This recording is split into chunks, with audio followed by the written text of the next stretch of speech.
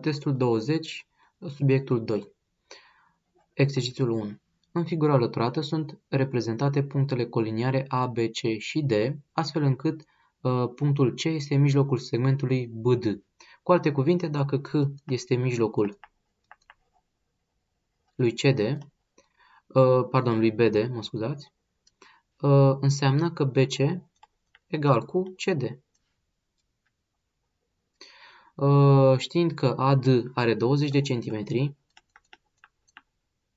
și AB are 14 cm, lungimea segmentului AC este egală cu...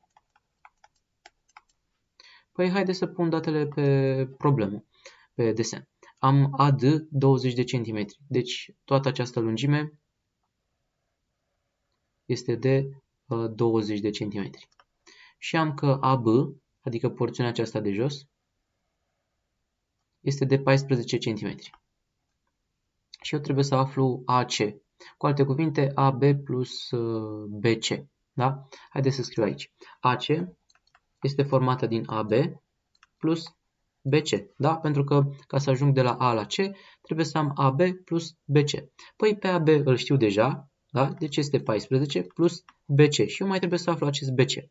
Păi dacă mă uit la desenul meu, pot să observ că dacă fac 20 minus 14, obțin BC, care are 6 cm. Dacă C-ul este în mijlocul, înseamnă că BC o să aibă 3 și CD o să aibă 3. Da? Cu alte cuvinte, BC are 3, deci o să fac 14 plus 3, adică 17 cm. Răspunsul corect este D. Da? Dacă vreți ca o rezolvare suplimentară, pot să fac că BD sau da, pot să fac AD este alcătuit din AB plus BD, da? Și rezultă că BD este AD minus AB, adică este egal cu 20 minus 14, care înseamnă că BD este egal cu 6 cm. Dar pentru că C-ul este mijlocul, C este mijlocul lui BD, rezultă că BC egal cu CD egal cu 3 cm. Dacă vreți o rezolvare mai completă. Exercițiul 2. În figura alăturată, dreapta A este mediatoarea segmentului AB. Valoarea lui X este egală cu... Păi dacă A este mediatoarea lui AB, asta înseamnă că A-ul este perpendiculară pe AB și A împarte segmentul AB în două părți congruente.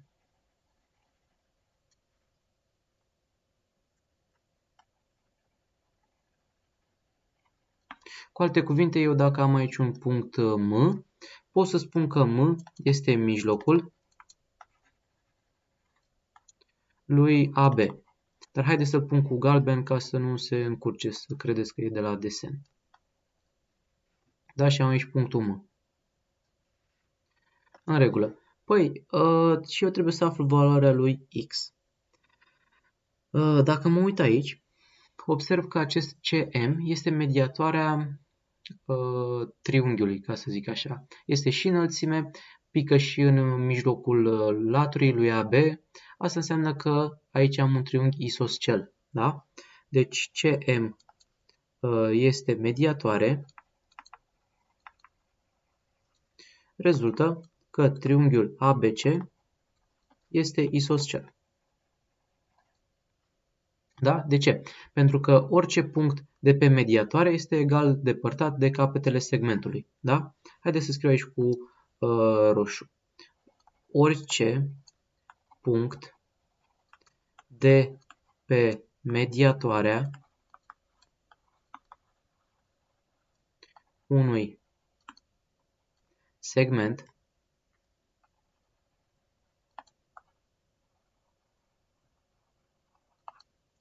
este egal depărtat de capetele segmentului.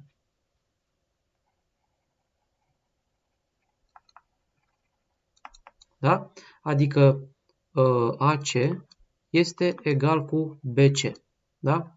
Asta e definiția. Și atunci înseamnă că 10 plus x egal cu 2x. Cu alte cuvinte, pot să-l mut pe x în partea dreaptă cu minus. 10 egal cu 2x minus x. Adică 10 egal cu x. Cu alte cuvinte, răspunsul corect este C.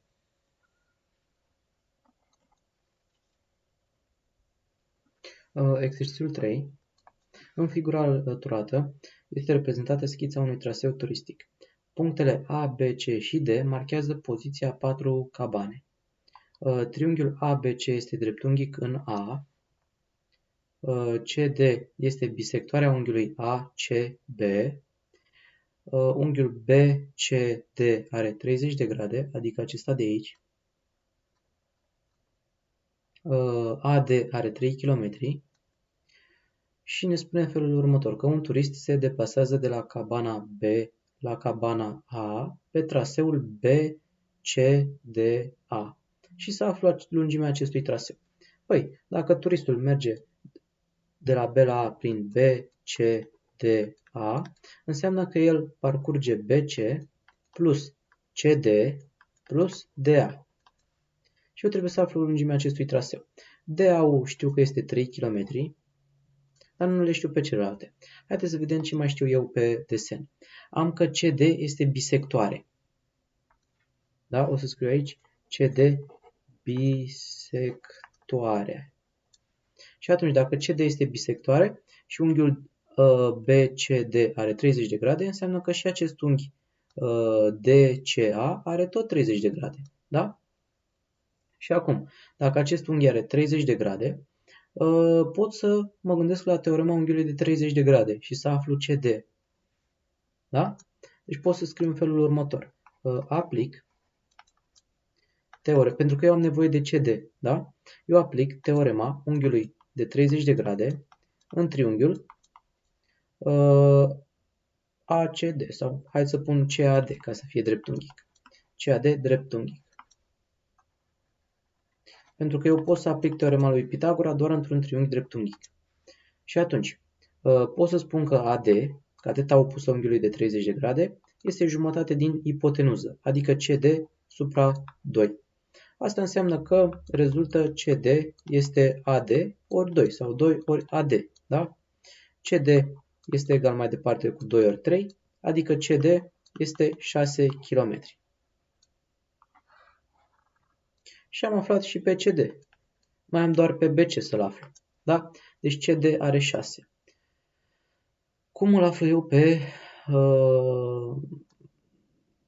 BC? Trebuie să-l aflu. Păi, mă uit aici în triunghiul acesta dreptunghic CAD. Cunosc AD, cunosc CD. Haideți să pun unghi și celălalt unghi în B. Păi dacă A-ul este de 90, C-ul are 30 cu 30, adică 60, păi B-ul o să aibă 30 de grade. Da? Și ce știu eu? Pot să aplic din nou teorema unghiului de 30 de grade și să spun că AC, cateta opusă unghiului de 30 de grade, este jumate din BC, adică din ipotenuză. Asta înseamnă că dacă eu aflu cateta AC, aflu imediat pe BC. Și o să aflu cateta AC cu teorema lui Pitagora, pentru că știu CD-ul de 6 și știu AD-ul de 3. Sau pot să aplic un sinus, pentru că de fapt, nu, că cunosc cateta opusă și ipotenuza. Pot să aplic un cosinus între cateta alăturată și ipotenuză. Haideți să le facem pe ambele. Da? Deci o să fac în felul următor. O să iau triunghiul deoparte. La acesta mă refer. La triunghiul CAD.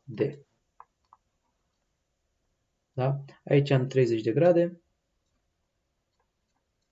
Aici am 3 și aici am 6. Și o să fac mai întâi cu Pitagora, după cu cosinus. Aplic teorema lui Pitagora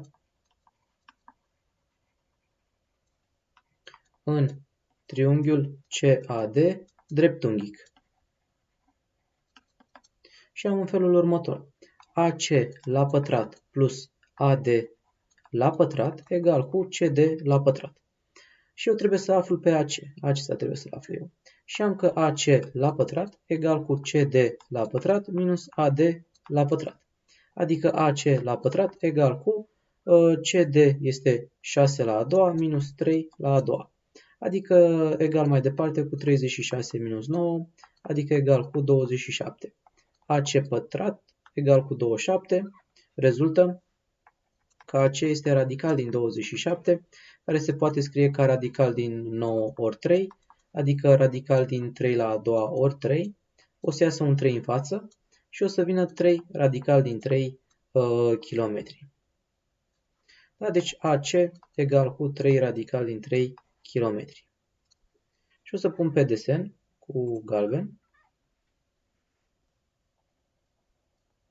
Și acum pot să aplic teorema unghiului de 30 de grade.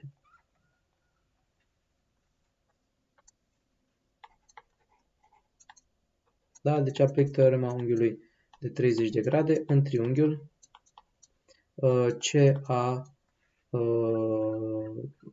CAB, da? Deci în triunghiul CAB, în acesta mare. Dreptunghic. Dacă vreți, vă mai fac desenul încă o dată.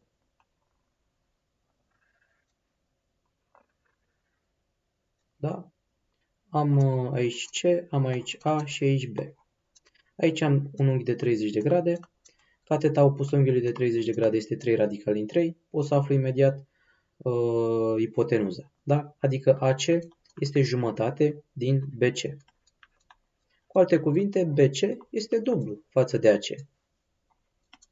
Pentru că l-am mutat între BC și 2 este împărțire. Când îl mut pe 2 în stânga de egal, îl mut cu înmulțire. Cu operație inversă, cu înmulțire, adică egal cu 2 înmulțit cu 3 radical din 3, adică egal cu 6 radical din 3 km.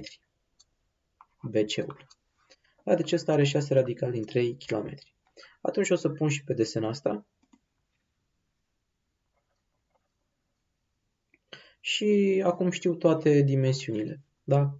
Și o să scriu jos BC plus CD plus AD egal cu 6 radical din 3 plus 6 plus 3, adică egal cu 6 radical din 3 plus 9 km.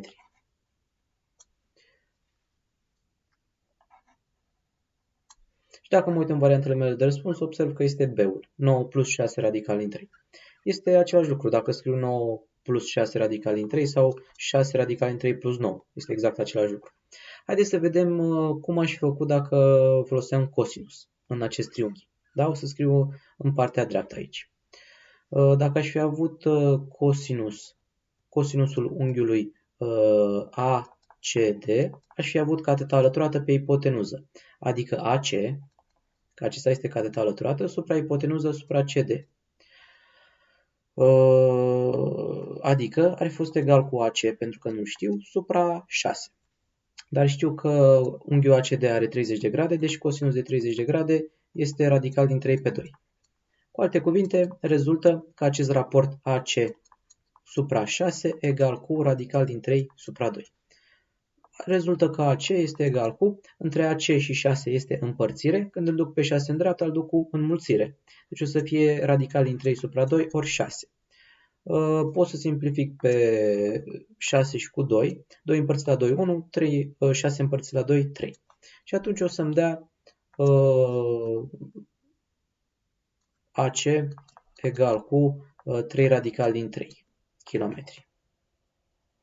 Și cred că a fost mai rapid așa. Da? Deci avem mai multe variante de rezolvare.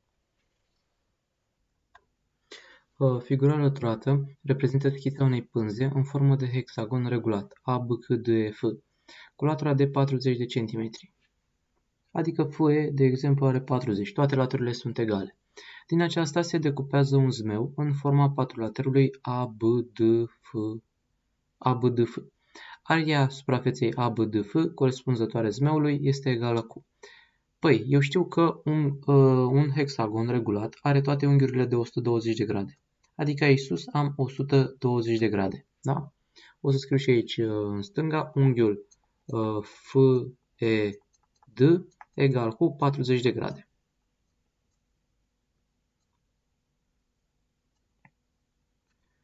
În regulă. Și acum eu trebuie să aflu aria acestui zmeu. Păi aș putea în felul următor să trag o linie de la A la D și să împart acest zmeu în două părți. În triunghiul AFD de sus și triunghiul ABD de jos. Și am în felul următor. Dacă știu că unghiul acesta FAB are 120 de grade, e clar că acest FAD o să aibă 60 de grade. Adică acesta de aici, 60 de grade. Pot să duc o înălțime din F pe AD și aici am 90 de grade. Și să pun aici S, de exemplu. Dacă aici am 90 de grade pe partea asta stângă, că este tot 90 de grade, adică am și în dreapta și în stânga tot 90 de grade, înseamnă că aici sus o să am 30 de grade. O să scriu asta și aici. Construiesc AD, care este bisectoarea unghiului FAB.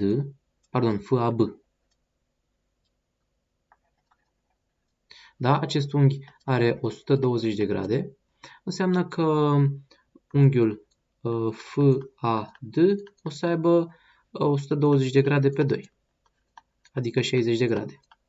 Și atunci mai rămâne ca unghiul AFS să aibă 30 de grade până la 90. Mai sunt 30 de grade doar. Și acum, eu știu că AF are 40 de centimetri. Pot să aflu cu teorema unghiului de 30 de grade pe AS.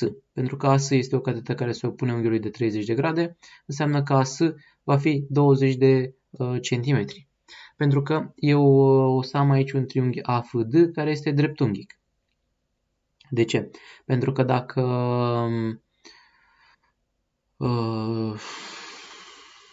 eu am aici în dreapta sus de tot 120 de grade, FE egal cu ED, care au tot 40 de grade, înseamnă că aceste unghiuri vor să aibă 30 de grade cu 30 de grade.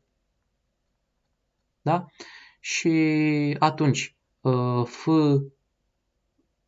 EDA ar trebui să aibă tot 60 de grade, dar pentru că ăsta are 30 de grade, aici jos o să am tot 30 de grade. Că din 60 de grade mai rămân jos doar 30 de grade. Și atunci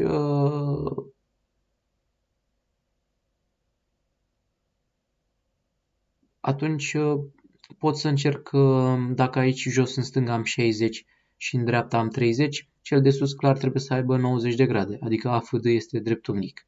Și atunci pot să fac aria lui, bază ori înălțime pe 2, adică ar trebui să aflu FS-ul sau pot să aflu pot să fac AF înmulțit cu FD, totul supra 2. Și cred că așa o să fac. Deci pot să scriu în felul următor. Conform teoremei unghiului de 30 de grade, în triunghiul FSA, dreptunghic,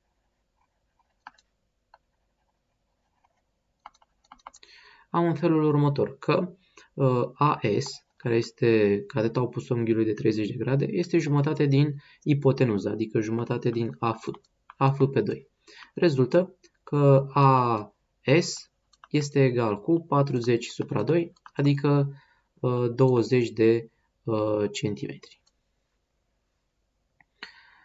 În regulă. Și acum, aș putea să aflu toată ipotenuza sau să aflu, haideți să încerc să aplic teorema lui Pitagora și să aflu pe Fs. Pentru că această catetă este din nou opusă unghiului de 30 de grade, deci o să fie egal cu FD, care FD este ipotenuza în triunghiul FSD, dar FD este catetă în triunghiul FAD mare. Haideți să scriu în felul următor. Aplic teorema lui Pitagora în triunghiul FSA dreptunghic. O să iau triunghiul deoparte, aici.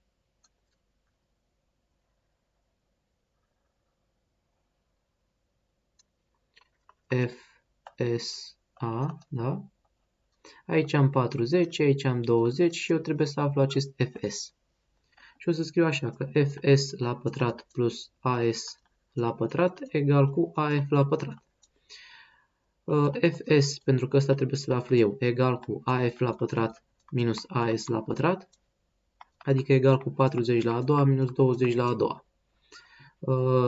Egal mai departe cu 1600, pentru că 40 la a doua înseamnă 4 ori 4, 16 și mai adaug încă 2 zerouri.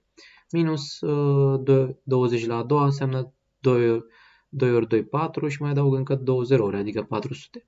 Și egal cu 1200 Fs la pătrat.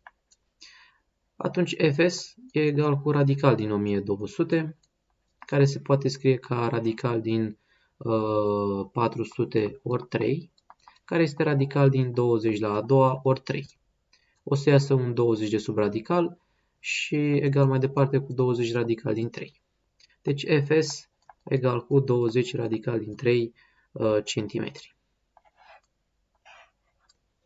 Dacă mă uit în triunghiul meu, Fs este o catetă opusă în triunghiul FSD și este jumătate din ipotenuza FD. După ce aflu FD, pot să pot să aplic aria triunghiului AFD, care este dreptunghic, catetă 1 ori catetă 2 pe 2. Haideți să scriu aici. Aplic teorema unghiului de 30 de grade în triunghiul FSD dreptunghic. Fac triunghiul aici. Aici am D, aici am S și aici sus am F.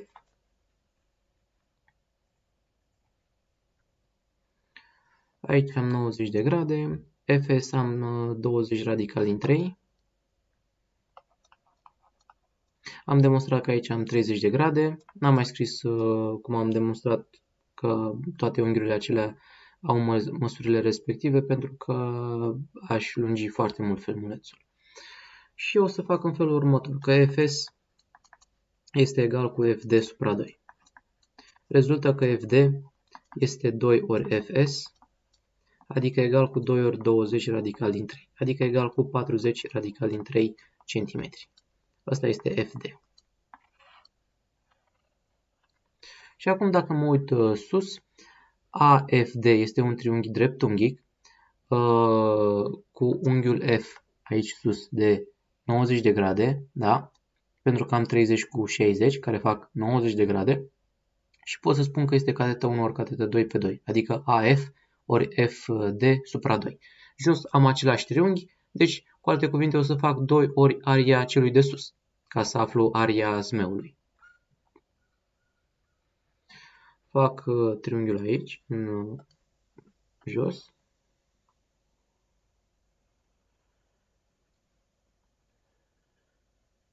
Aici am D, aici am A și aici am F. Aici am 90 de grade, asta este de 40 și asta este de 40 radical din 3. Și atunci, aria triunghiului AFD este egal cu catetă 1 ori catetă 2 supra 2, adică AF înmulțit cu FD supra 2. Cu alte cuvinte, egal cu 40 înmulțit cu 40 radical din 3 supra 2, egal cu 1600 radical din 3 pe 2, adică egal cu 800 radical din 3 centimetri pătrați. Aria zmeului sau aria lui A, B, D, F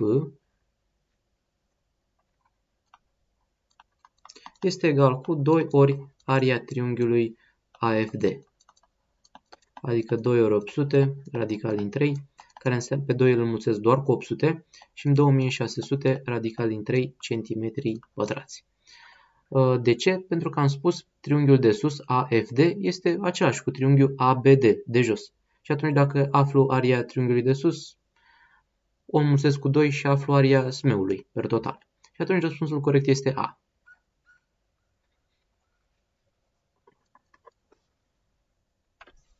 Exercițiul 5. Punctele A, B și C se află pe un cerc cu centrul în punctul O. Dacă punctele A, B și O sunt coliniare, CD este egal cu 8 cm, iar AC are 6 cm, atunci raza cercului este egală cu... Păi, haideți să ne uităm pe desen. Eu am CB de 8, mă scuzați, aici am scris CD, este de fapt CB. CB are 8, AC are 6, iar AB este un diametru, da? Pentru că este o coardă care trece prin centrul cercului, adică unește două puncte distincte de pe cerc și trece prin mijloc. Păi, haideți să ne uităm.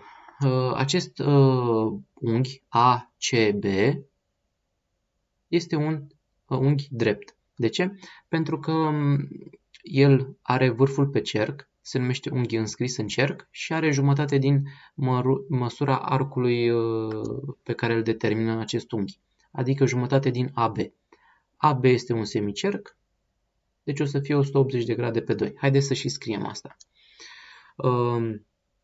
AB este diametru, rezultă că arcul AB este semicerc.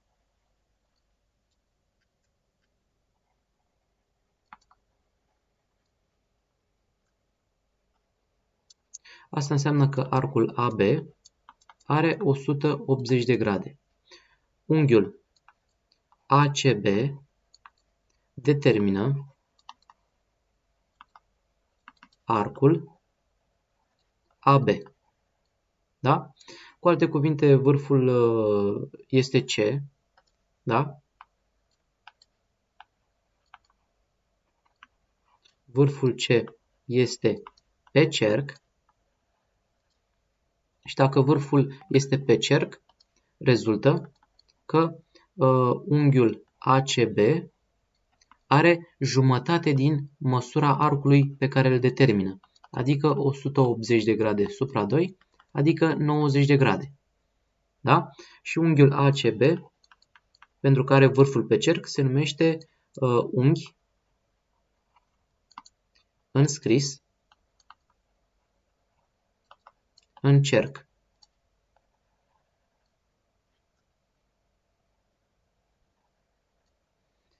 Și acum, dacă unghiul ACB este dreptunghic, pot să aplic teorema lui Pitagora ca să aflu AB, care este o ipotenuză. Da? Deci aplic teorema lui Pitagora în triunghiul ACB dreptunghic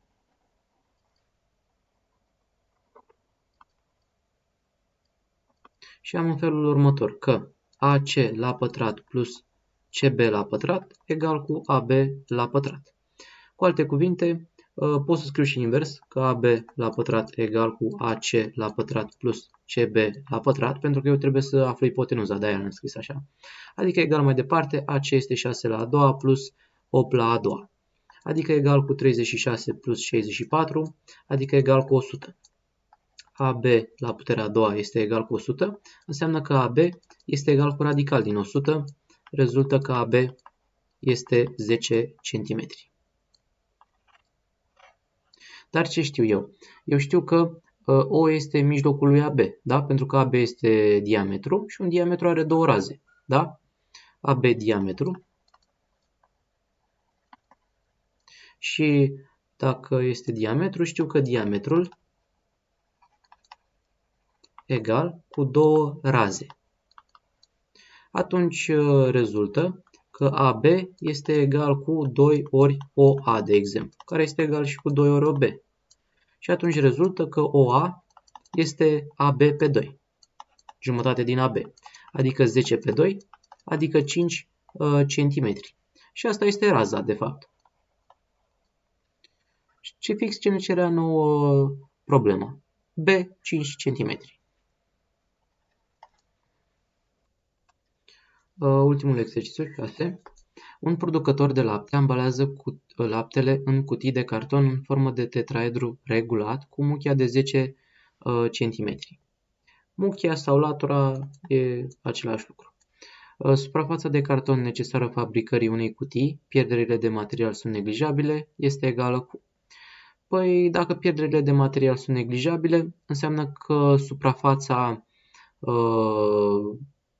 tetraedrului, incluzând suprafața laterală și suprafața bazei, adică suprafața totală a tetraedrului, este fix suprafața de carton necesară fabricării cutiei. Probabil că atunci când sunt tăiate aceste cutii, sunt puse formele acestea de tetraedru regulat, desfășurarea lui în plan, toate formele sunt unele lângă altele, astfel încât pierderile sunt 0 sau sunt foarte, foarte mici. Haideți să desenăm un tetraedru.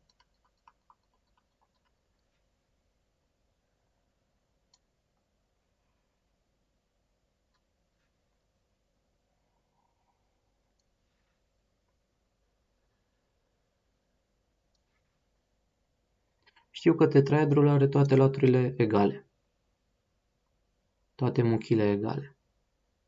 Poate să fie acesta V, A, B, C. Chiar nu are importanță. Da? Și o să scriu aici că un tetraedru regulat are toate muchile egale. Și toate fețele sunt triunghiuri echilaterale. Cu alte cuvinte, eu am una, două și cea din spate 3, 3 fețe laterale, 3 triunghiuri echilaterale și cu cel de jos, cu baza, am 4 triunghiuri echilaterale. Și atunci, o să spun în felul următor, că aria unui triunghi echilateral este egal cu L la pătrat radical din 3 supra 4. L-ul este de fapt muchia. L este muchia. Și atunci rezultă că eu voi avea aria suprafeței de carton, că asta îmi cere mie, este egală cu 4 ori aria unui triunghi echilateral. Cu alte cuvinte, este 4 înmulțit cu L pătrat radical din 3 supra 4, adică egal cu 4 înmulțit cu 10 la a doua radical din 3 supra 4. Pot să simplific 4 cu 4, 1 sus, 1 jos îmi rămâne, și atunci egal mai departe cu 10 la a doua radical din 3, care înseamnă 100 radical din 3 cm pătrați. Și atunci răspunsul corect este A. Cum am spus și problema, nu am pierderi de material, deci nu mai trebuie să adaug nimic. Și răspunsul rămâne așa.